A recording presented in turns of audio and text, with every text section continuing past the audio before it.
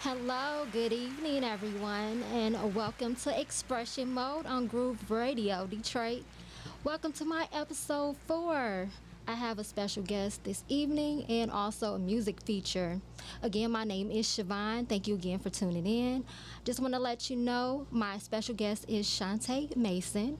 She's sitting right here to my right. And also, I have a music feature by that boy KT from a song called Ease. I'm going to later on get that cranked up for you all. And if you want to tune in, make sure you watch grooveradiodetroit.com/media. Also, we are on live chat at Groove Radio Detroit, Twitch TV, Groove Radio DET. If you want to tune in and also call us on our studio hotline, our number is 248-854-9850. Also, make sure you check us out on grooveradiodetroit.com. Now, for more information to be a guest, a sponsor, submit music, or content, you can email me at info@shavonnemore.com, and that is info at Shavonne, SHAVONNEMOORER.com. Now, with further ado, I'm going to let you know about this song that's coming up by that boy KT. Now, I want to let you know that my cousin, that's my homeboy, that's my cousin from Selma, Alabama, and he came to me and was like, I got some songs to get to you. And I really was interested in this one song that he had on his page not too long ago on Facebook. And he was like, well, no, I want to get this other song to you. And it's called Ease. And it's really a motivational song. And we're going to get into that in a moment. But if you're in the Selma, Alabama area, make sure that you hit him up because he has some great food that he be cranking up. And, like, you really need to catch up with him, get his soul food. I heard it's really good. So whenever I'm out there, you got to give me a plate, cuz. So also, too, you can follow him on Facebook at Kendrick KT Traver, last name Tarver, or he's also on IG at thatboykt, that's DAT_boy, BOI_KT. And let's get into that song. It's called Ease.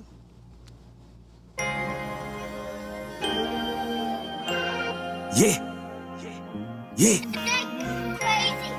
Come on.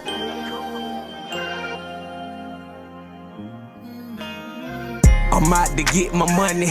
Swear it's by the check. And ain't no running. You know your nicks. Glad to say I'm blessed. Sometimes life a mix. And just simply pray about it. Ain't no time for stress. Ain't no time for stress. Ain't no time for stress. And just simply pray about it. Ain't no time for stress. Ain't no time for stress. Ain't no time for stress. And just simply pray about it. Ain't no time for stress.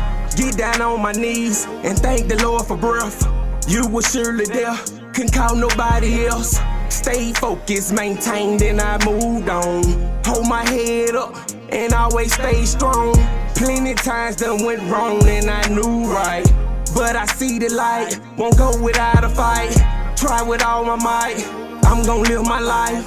Mama taught me right, so just pray for me tonight. I'm pushing, ain't no Ricky at attention, I'm a soldier. Built bridges over water, got plans of taking over. Kiss the forehead of my daughter, the smile's just getting older. If you're not against you, carry you up on my shoulder. The stress time is over, crush problems like Boulder. World is getting colder, thank me cause I told ya. Always out to get the money, bankroll told her. Plans of pushing rovers, bringing look like clovers. I'm out to get my money, swear it's by the check. And ain't no running, you know your nicks. Glad to say I'm blessed. Sometimes life a mix. And just simply pray about it. Ain't no time for stress. Ain't no time for stress. Ain't no time for stress. And just simply pray about it. Ain't no time for stress. Ain't no time for stress. Ain't no time for stress.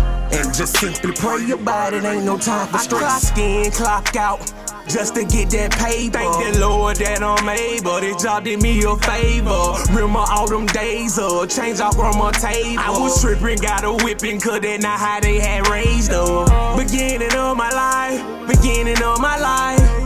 Know I'm wrong, live to get it right. See, I think twice, then I think twice. Stressing is a weapon called depression, leave it on the mic. Future surely bright, bag securely tight. No finessing, you slick as ice. Searching and I'm praying, always looking for forgiveness. More moves, less feelings, yeah, I done been a gremlin. Sick of all the killing, all lies, more millions. It's love around my children, go hard, I'm willing. Weight up on my chest, but I'm pushing to the ceiling. Always feel the pressure, but it won't stop me from building. I'm out to get my money, swear it's by the check. And ain't no running, you know your nicks. Glad to say I'm blessed. Sometimes life a mix. And just simply pray about it. Ain't no time for stress. Ain't no time for stress. Ain't no time for stress. And just simply pray about it. Ain't no time for stress. Ain't no time for stress. Ain't no time for stress. And just simply pray about it. Ain't no time for stress.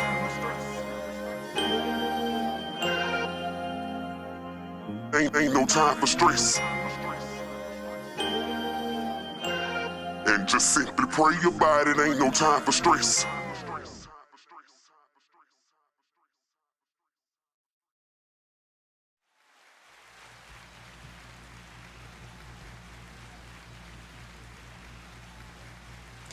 Just pray about it.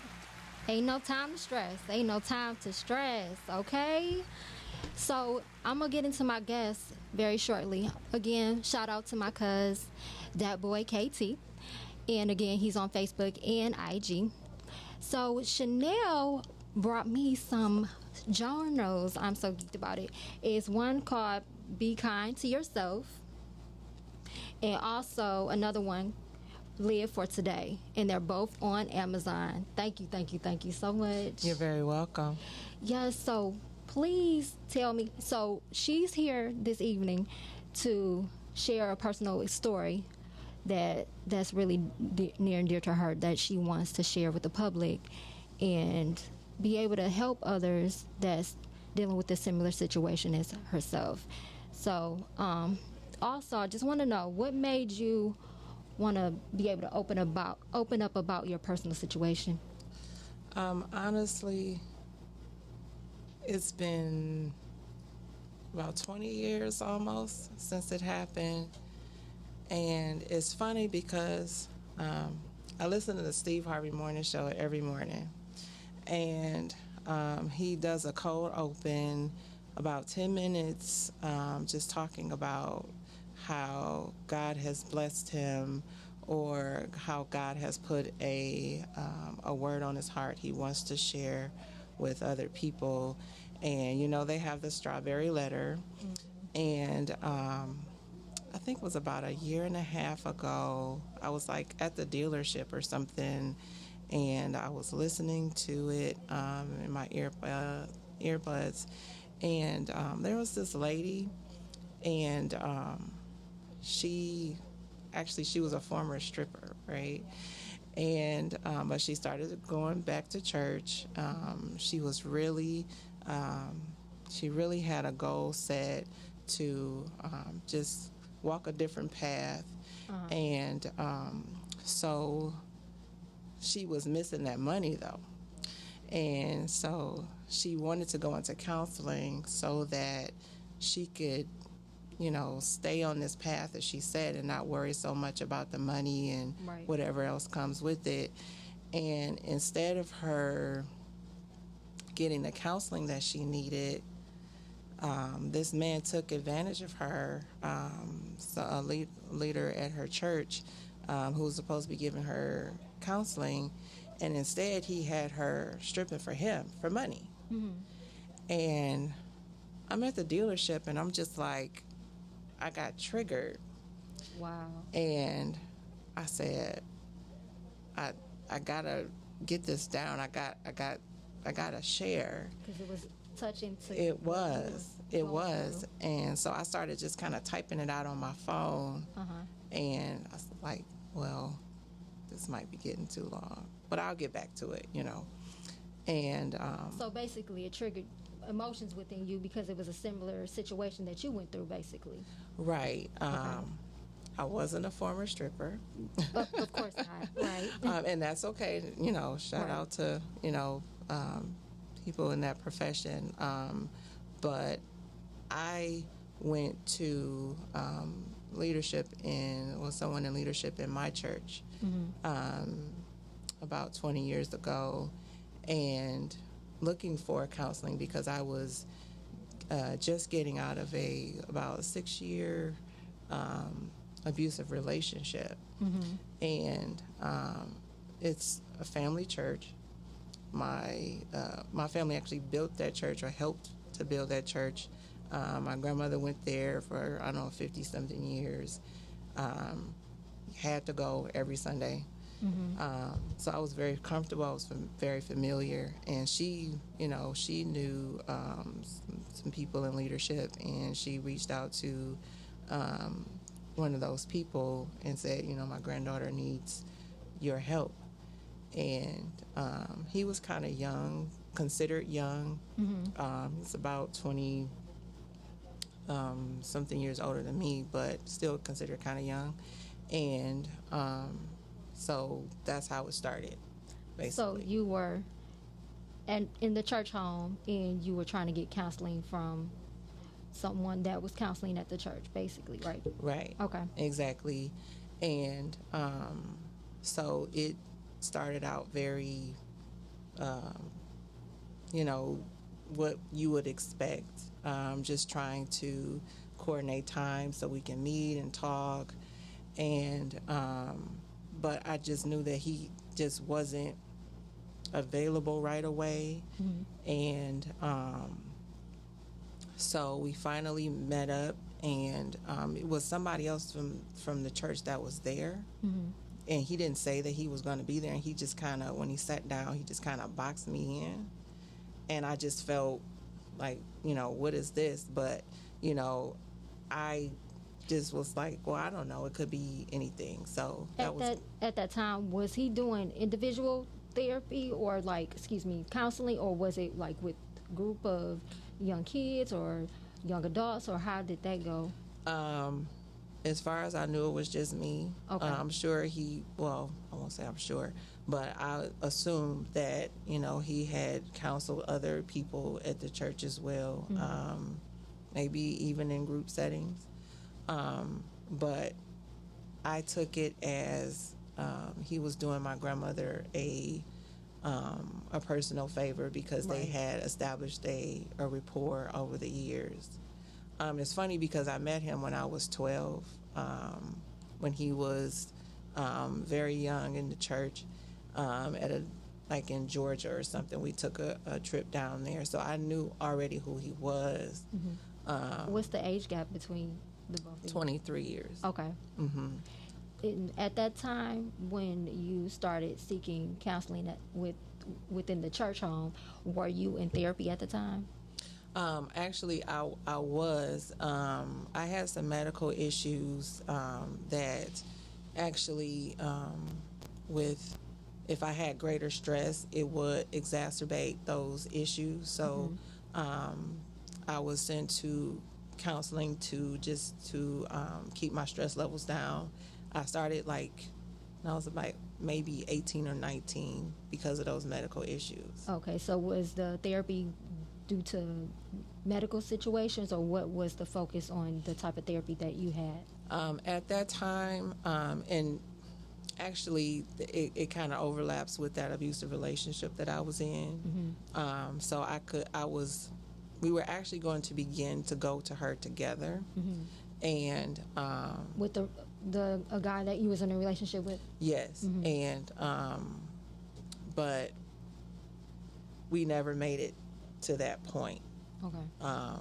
And so by that time, we had thankfully broken up. And so when I went back to my next session, she's like, well, where is he? I said, I don't know, but he's not with me.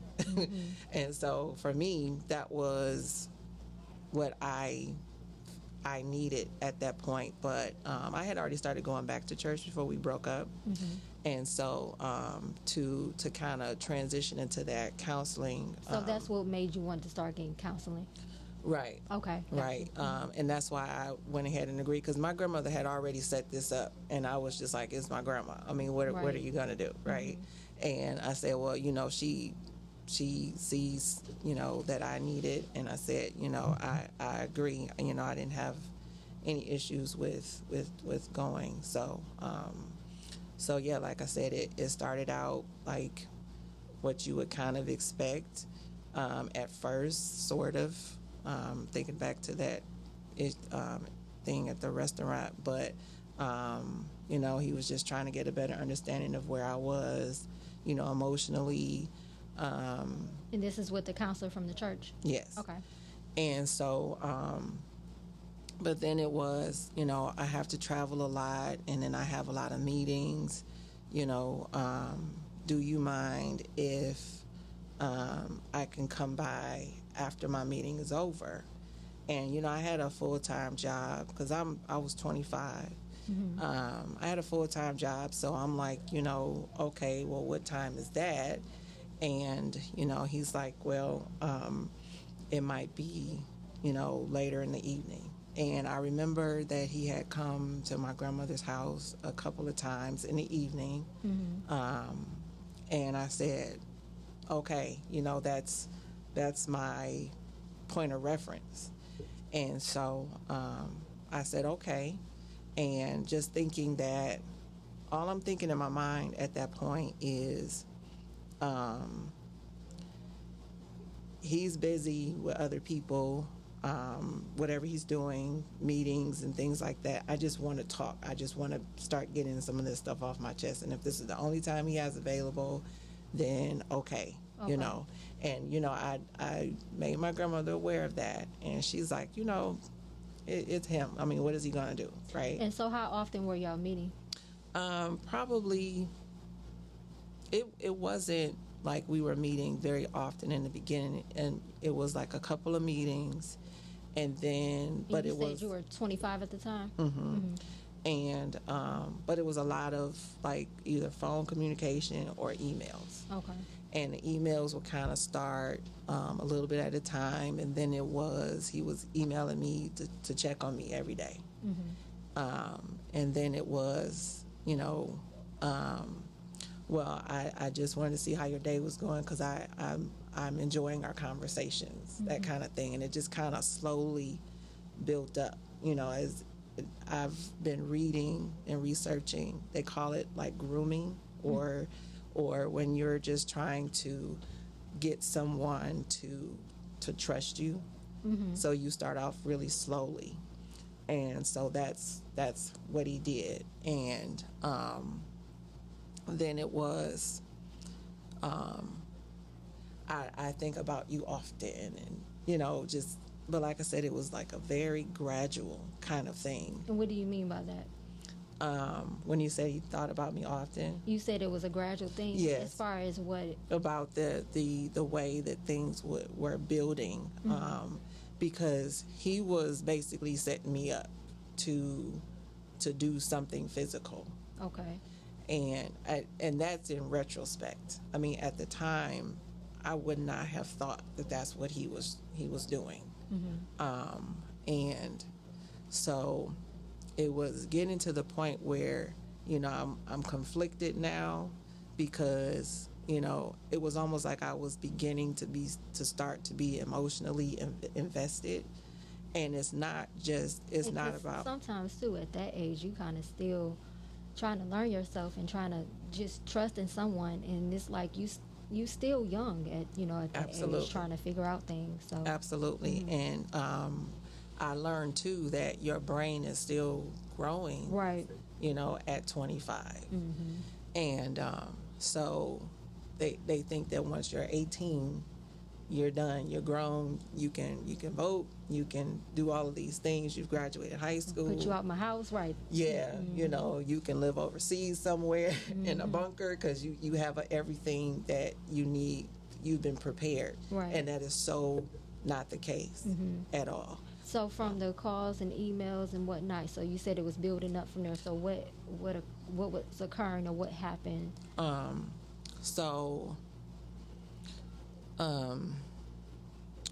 One of the first things that happened was he had visited, we talked, and then he was leaving, and then he went to hug me, but he hugged me in such a way that it was kind of like squeezing, and I couldn't move. Like a hug where it's like, get off of me type of hug? Yeah, like you're hurting me type of hug? Yeah, like, what the fuck are you doing? Kind of, you know, but I couldn't speak because I was in such shock because it had not been that way up to that point.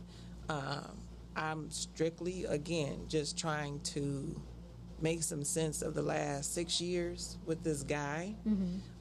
He had literally just moved. He had been counseling you for about 6 years? No, or at that time, how long has he been counseling you? At that point, it had only been maybe 2 or 3 months, I think. But I had broke up with the guy, and he had moved out.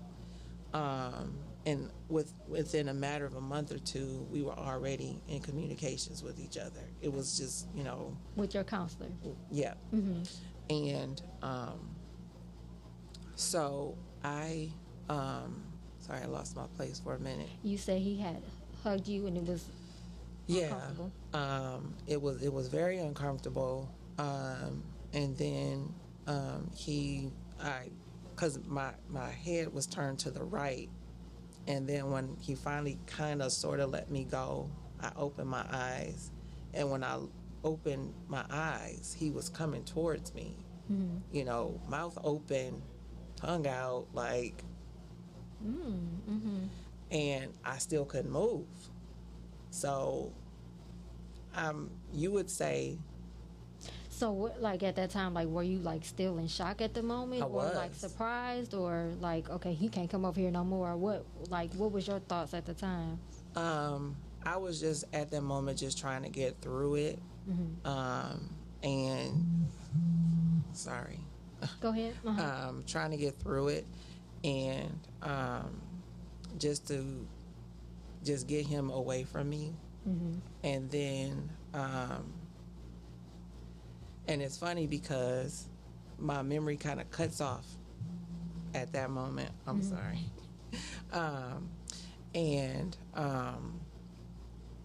So, but I remember subsequent conversations where he's like, you know, I'm sorry. I just really felt like, you know, we were getting close, and I just felt like that was appropriate, you know, for the situation. I'm just like, well, you were just hugging me goodbye, so I don't see why that's appropriate. So did you continue to seek counsel with him, or did you cut it off, or what happened afterwards? Well, there was a break in communication, but that didn't last very long because he started again with the emails. Okay. And he's talking to me, and he's just saying that I'm sorry, but you know, I still want to be able to help you. And by that point, I'm just totally confused. And have you ever had any counsel by anyone else, or was it just him?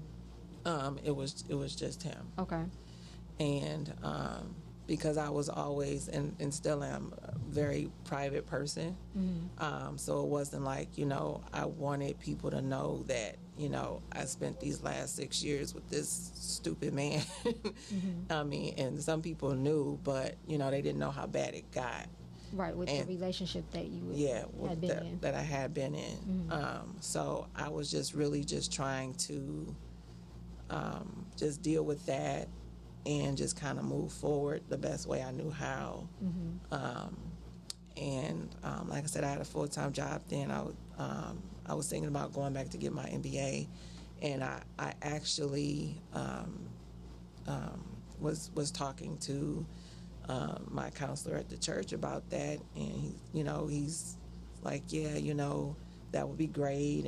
And this was after the situation with you too? Yeah, this was after that.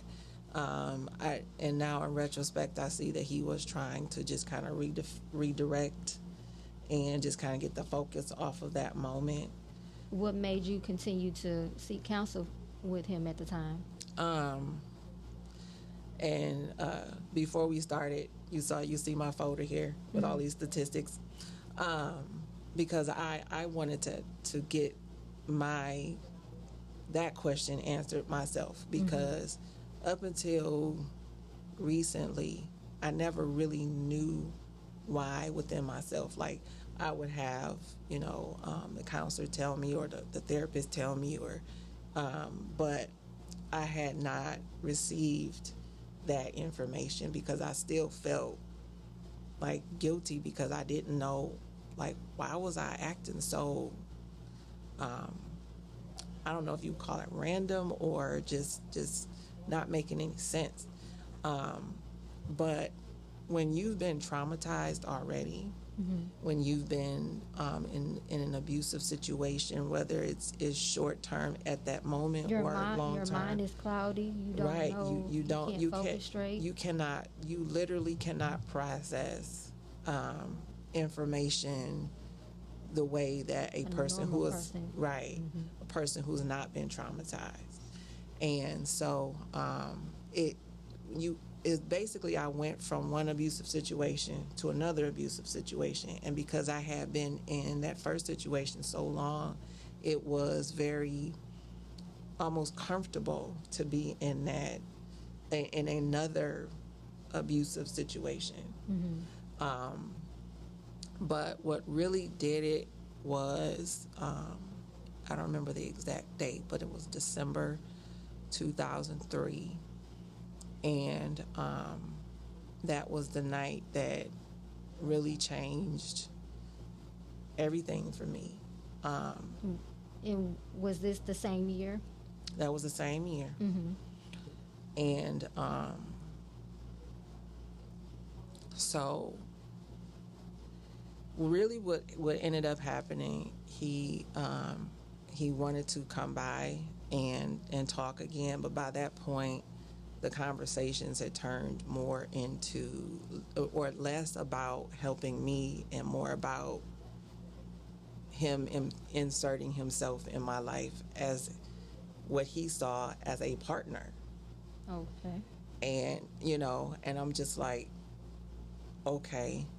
And so he came over, we were talking, and he decided that night was the night for us to be physical.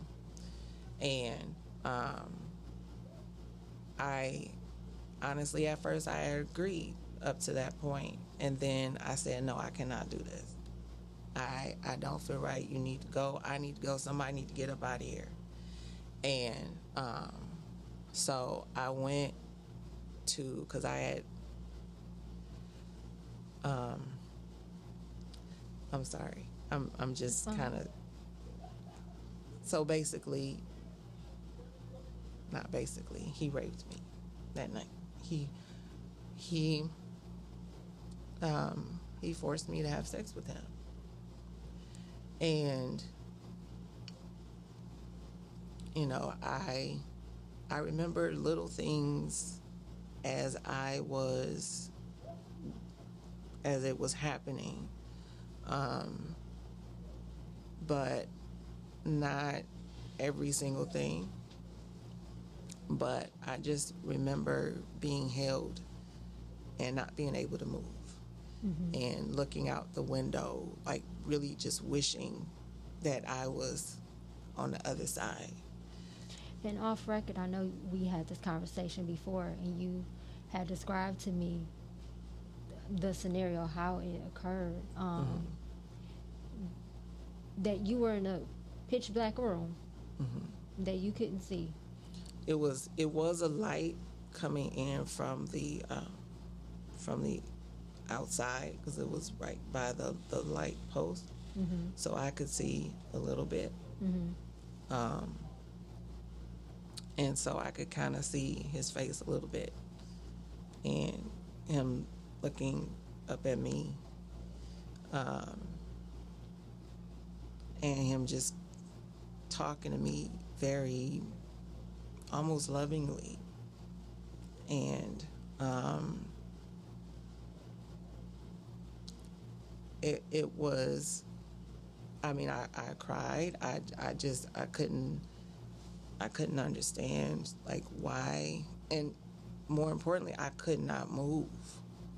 And you know, I used to work out a lot, and I considered myself a strong woman, but he was very strong, and I could not move. And Did he force himself on you, or like what occurred? What happened? He grabbed me from behind. He grabbed me and he turned me around so violently that I thought he was going to hit me. And honestly, the previous relationship I was in, I was used to that kind of back and forth, unfortunately. So that's why my mind went first to, he's going to hit me. And then when I realized that he wasn't going to hit me, you know, I was dizzy from being kind of yanked around. And so it took me a second to realize what was happening.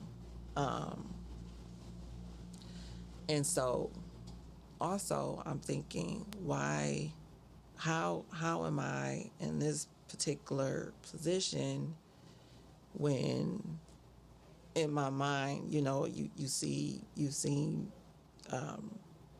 TV shows or you hear about it on the news, and you have these images of what you think it would be and how it should go, and it did not happen that way. So in my mind, I'm like, how is this even happening?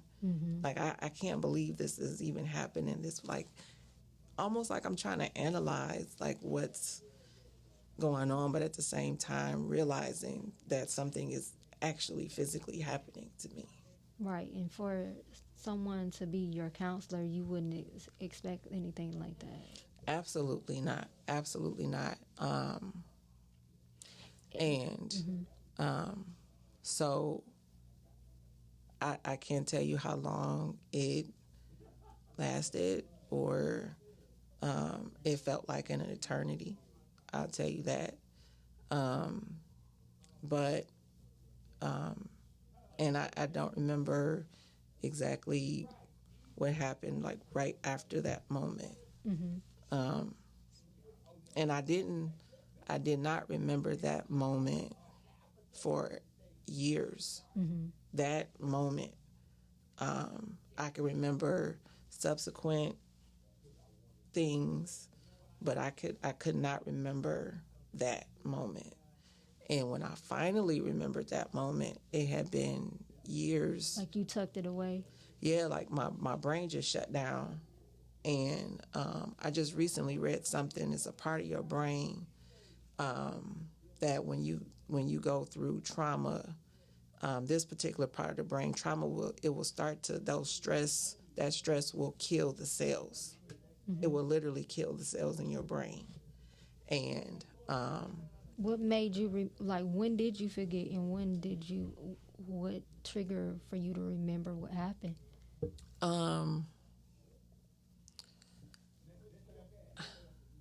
He said something to me.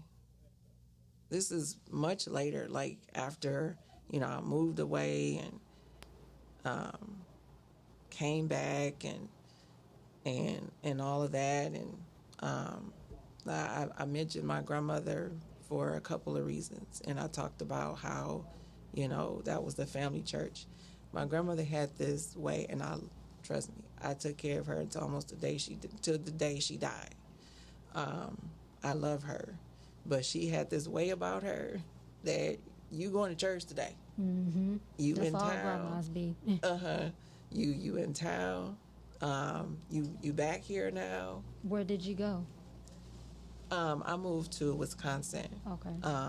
I barely stayed in my apartment, though I traveled for work, but I was there for about 3.5 years. Okay. And so you were in town. Your grandmother was telling you to Yeah. come to church. Anytime I was in town. Mm-hmm. Anytime I was in town. So that was about six years later. Okay.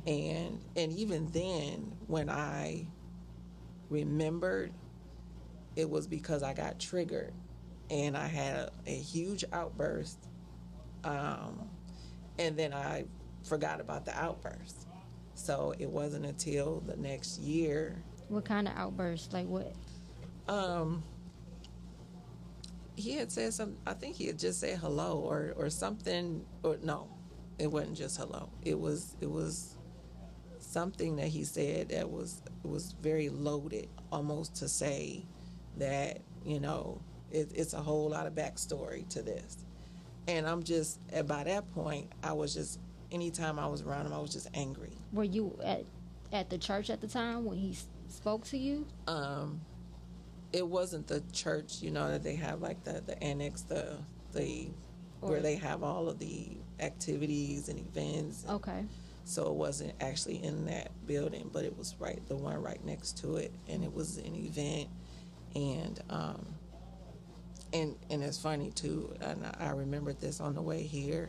I was wearing an outfit, and another person, another older man said something. He's like, "Well, are your jeans painted on?" And I'm just like, I'm just in the line trying to get my food. What are you saying to me right now? Mm-hmm. And so it was that kind of culture, in that, to me, as far as I was concerned, it was that kind of culture there, where, you can kind of just say what you wanted to say, do what you wanted to do. And there's people to this day, the same, I can go in there right now and it'd be the same, for the most part, the same people that's been there since I was a little girl. Mm-hmm. And it's just a certain kind of culture that they have there. It's not for me. I'll say that. Mm-hmm. But yeah, he had said something, he had come over to the table talking, and by this time my mom was going to church. So it was me and my mom and my grandma sitting there, and he's, how's everybody doing? And, oh yeah, you finally back. Something like, and I'm just like, don't say shit to me. Just don't. I'm here because of her. I'm here because of both of them. Just going back over there and mingle, Mm-hmm. And he's like, what's wrong? Why are you being okay? And it was just that. So you, correct me if I'm wrong. So by you had moved to Wisconsin for so long, that was like a blur to you. It's like tuck away. Right. It's nothing that was on your mind, and for you to see him coming back, it basically, you saying it triggered your emotions and what reminiscing on what happened. Right, and it wasn't just that, because I don't want to give the wrong impression either. Like when I left, and I came back to visit, I still saw him, and there was a time of about a year where I did not talk to him, see him, and he was trying his best to get back in touch with me, and I'm just like, because it was a lot of just back and forth, and it was crazy how I could compartmentalize that whole situation, and I could still, go to work, go out with my friends, date sometimes, but it was always, by the time the weekend came or that part of the day that came, because he was very regimented on his time, my phone would be ringing. Mm-hmm. And I'll look at it, I'm like, I'll answer that today. Then I'll pick it up. And it was just this cycle of push and pull and push and pull. And I was so used to that. I was used to that from before, and I never healed. And that was the point. I was looking for that healing so that I would not pretty much deal with the same thing that I had dealt with before. But it was just like, and come to find out their birthdays were like one day apart. So it was a lot of... Your counselor and your ex-boyfriend? Mm-hmm. And so were you able to get any healing? Or have you healed, or are you still in the process of... Definitely still healing. Mm-hmm. I'm finally starting to get the help after all of these years, because I've tried. But I'm finally in a place where, I'm okay with me. I'm good with me now, because I know that I did absolutely nothing wrong. Even if, someone could say, well, you picked up the phone, you did this as a result of what this person did. Mm-hmm. Because I didn't seek out anything or anyone, and the only thing that I did was, like I said, try to get healing from what had happened to me already. Right. So I know now that I do need to get healed from that trauma, from all of that trauma. I just gave you like a little snippet of what life was like for me during those years. What type of help was you able to get up until this point? So I started going to trauma therapy, and someone who actually specializes in helping people who've gone through trauma and all kinds of trauma. And it's been really, really helpful. And on top of that, for me, I'm into doing the journals. Affirmations are really, really key for me. Any kind of positive words that I can Do you meditate and do yoga as well? I meditate. I don't do as much yoga as I used to. I was really on it during the shutdown of the pandemic. I had my yoga in the morning, my Debbie Allen class on IG in the afternoon. But I definitely try to meditate as much as I can. Even if I take a break at work and I'll go into the bathroom and I'll just kind of, just close the door and just kind of sit there for a minute and just kind of. So that's been really helpful. That's good. So what are some advice and suggestions you can give someone that's dealing with the type of situation or have dealt with something similar to yours? I would first say try to get away from that person. Like cut off all those communications. Tell someone, especially if you've been physically assaulted. You can even, and see, it took me a while to start to trust people because I didn't know who was going to believe me. And it's some people to this day that still do not believe me. They believe that, it was a full-blown relationship. And it could have been described that way because I didn't remember things, and they didn't really question. They didn't say, well, hey, well, that don't sound right, girl, But it might be people who don't believe you, and I that's kind of okay. understand where you're coming from, because sometimes it depends on the situation.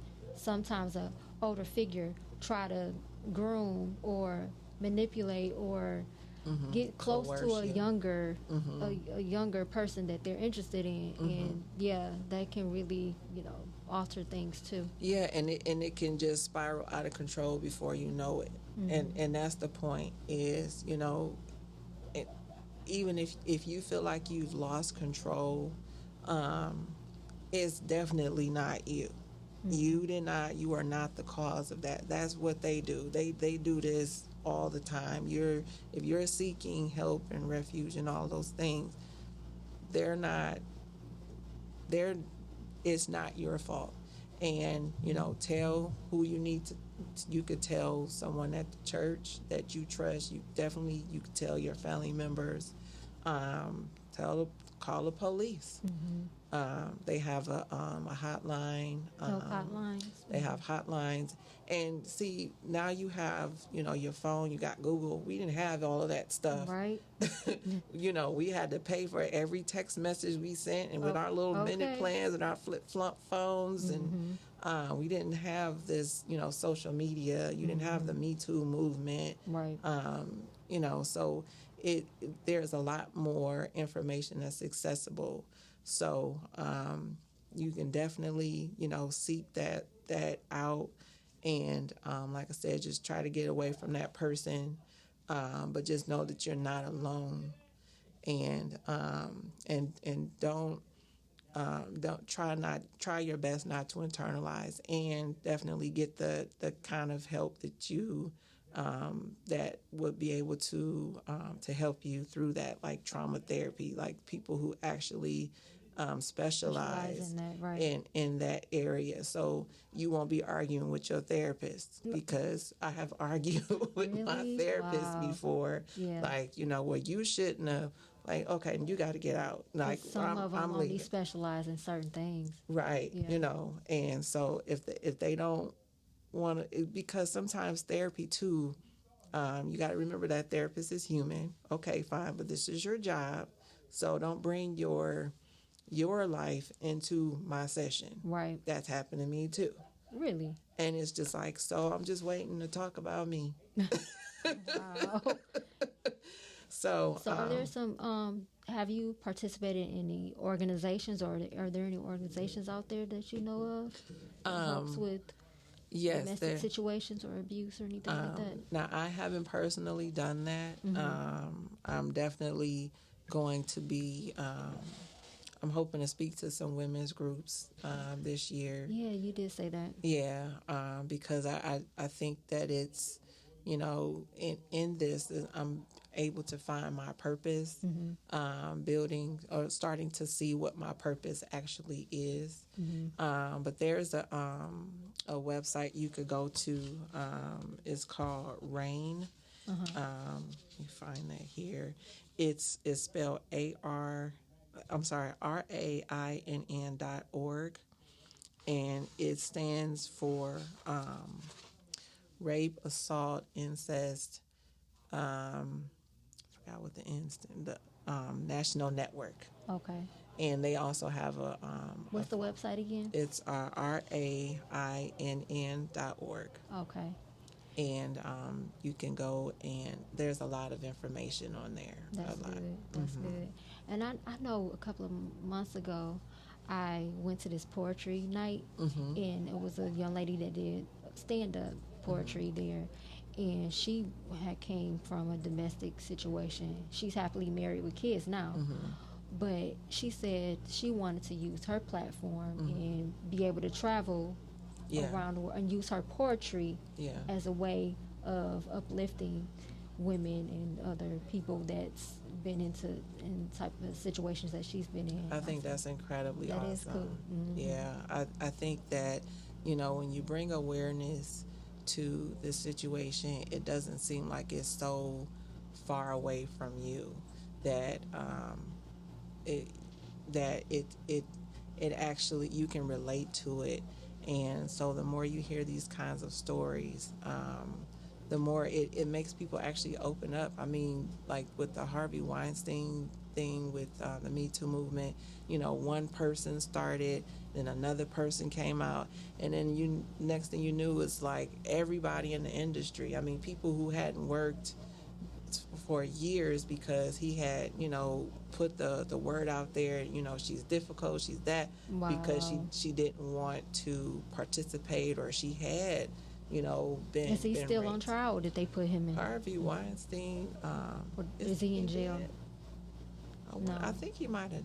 He's not dead. I don't think so. I know he's in jail, but I don't know why I thought he died. Maybe I'm confusing him with Jeffrey Epstein, because that's another. We're not going to That talk about one's that. dead. Yeah. Yeah. So, what started you into journaling? Well, I started journaling actually, I think when I was like 8 or 9 years old, and I've had journals all through high school, and I at the beginning of this year. Do you have separate journals for different things? I was trying to separate my journals. It don't ever happen. Sometimes, it's hard. And honestly, the journaling for me now is, I like those covers. I like the fact that when you look at them, you get a message right away. Be kind to yourself. Because sometimes you don't know what to write. So It gives you ideas. yeah, you might not even get a chance to open it because you might feel pressured to write something, like I gotta write, but I don't know what to write. So okay, be kind to yourself. Just and you could just sit it here, or you sit it on your desk or wherever. You can take it with you, and you can just take those words right there. And so it's kind of like a double, a two for one in that one book, because you're getting an affirmation, you're getting positive words, and then in turn you can write your own positive words as well, Right. or anything. I use my journal sometimes just for work notes, Right. but I like to keep them there just as a reminder, because my job is a little stressful, so I just like to look at them and just get that reminder. But at the beginning of this year, I was just like, I just want to do something for me. I want to be creative. I said, I'm, cool. Doing a lot. And again, they both on Amazon. Yep, they're both on Amazon, and I'm working on my third. I'm actually thinking about writing a book. I started writing when I was trying to tell this story, and I was putting it more in a story format. And then I said, this would be good just to, just to have like a book that actually goes into more on this situation, and you can kind of follow it, chronologically, and but at the end, definitely talk about how you can overcome. And so I've already talked to a couple of book publishers, and because I want to get the journals actually, What kind of books would they be? Is it just the journals, or is it going to be actual books too? It's going to be actual books too, but I definitely want to get the journals out, and I even want to do like some digital art, Cool. with. Because your son, he does art too, doesn't he? Yeah. Oh, yeah. Yeah. So he's really, really talented, by the way. Okay. So is my nephew. He's Right. he's a licensed tattoo artist, and he's pretty good. Okay. Yeah. And so again, how can people get in contact with you or follow you on social media? Okay. Well, you can find me on Facebook, Chante L. Mason. You can also find me on my other page, Sanaa Aliyah Mason, and that's all one word, SANAHAALIYAHMASON. Those are both my Facebook pages, and you can also follow me on IG on Sanaa Aliyah Mason on IG. Okay, thank you. I appreciate for you being my guest this evening and I appreciate sharing your you story. having me. This has been, and it's funny. I just want to tell this really quick story. So we this is our first time actually meeting in person. We always been talking. We've been forever. talking for like 2 years, and it's interesting because you reached out to me right in the middle of the pandemic, and I knew you were on my friends list. But, you know, I appreciate you just reaching out to me and just, you know, beginning this friendship, this, you know, partnership, you know, just talking. Yes, of course. So who knew that would lead us to this day? So I just appreciate that very much. And, you know, just congratulations on everything Thank that you. you're working on. I Every appreciate time it. I go to your page, it's like, you know, some bomb ass stuff that you're doing. Appreciate it. Thank you. And thank you for sharing your story. And make sure to check out her amazing journals on Amazon. Follow her on IG and Facebook. And again, you can follow me. I'm Shavonne, your host. I'm on IG at Savvy, so Shavonne So Savvy on IG, and Shavonne N on Facebook. Thank you again. You have a good evening.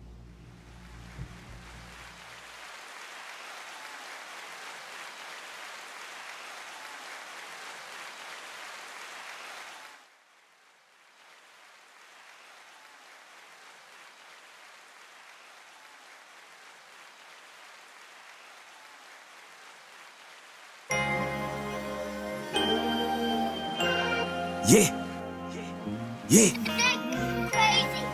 Come on.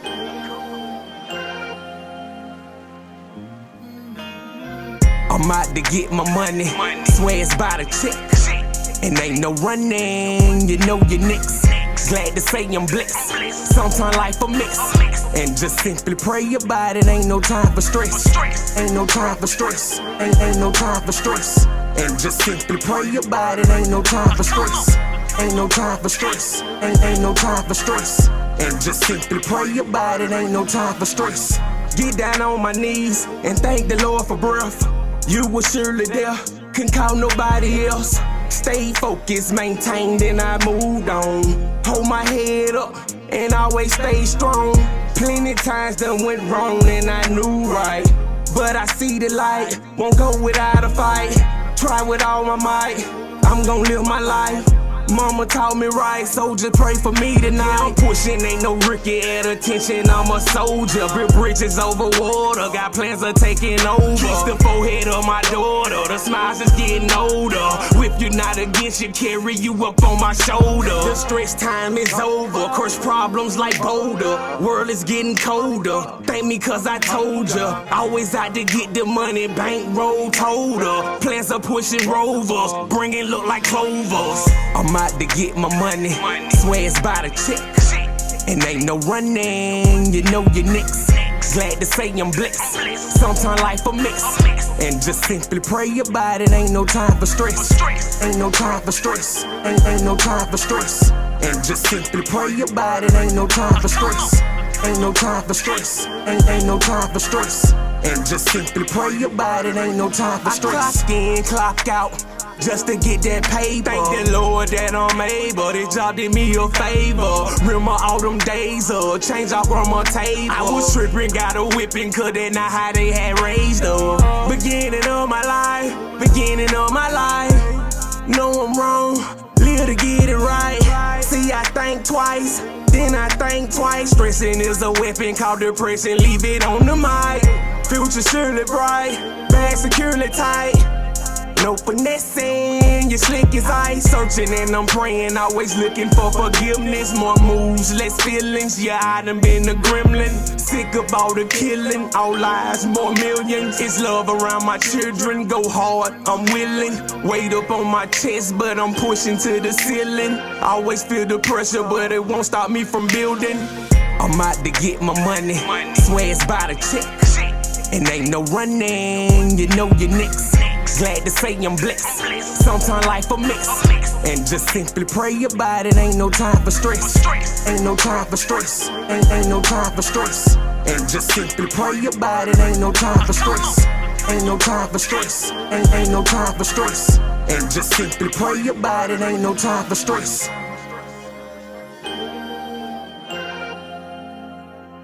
Ain't no time for stress. And just simply pray about it. Ain't no time for stress.